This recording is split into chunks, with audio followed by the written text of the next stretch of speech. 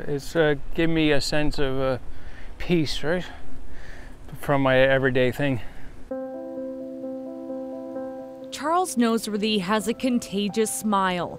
Perhaps nothing makes him smile brighter than these peas. He helped grow them himself. They're huge. See, got the leaves. Basically, if I get my own spot, I know how to garden, right?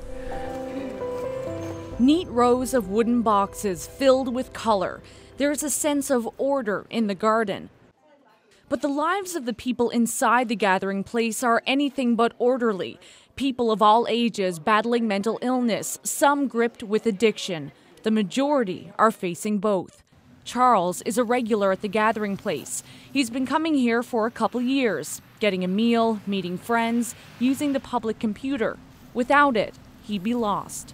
Oh, I would be in a bad spot, you know. What do you mean by that? Like in trouble or whatever, right? So I'm glad that the gathering place has something to offer, you know what I mean? There is no schedule, no hard commitment. Organizers say it just wouldn't work that way. Try to keep the hose underneath like that. Mike O'Day started the social enterprise project. He's looked on as guests grew from dismissing the garden to watching it, then working on it.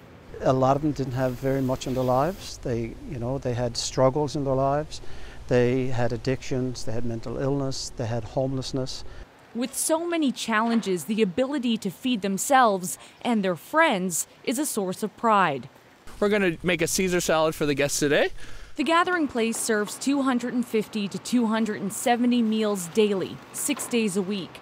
Registered guests jump from 1,000 people to 1,400 just this summer. Especially with the leafy greens where they cost so much in the supermarket, we're going to try and recycle most of those through our kitchen.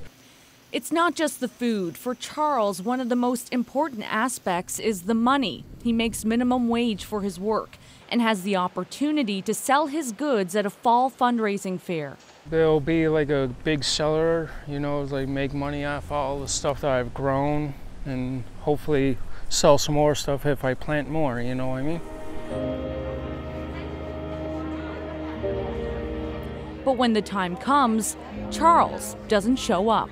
It's important to understand that when people come to the gathering place, it really is in many cases, you know, the end of the line in terms of availability of services, programs, where you are in your life. And so the ability to show up at a particular time on a particular day is really not realistic in the lived reality of the guests that come here. There may be no Charles, but his vegetables are a hit, so he still gets paid. His time at the gathering place garden, well spent. Ariana Kelland, CBC News, St. John's.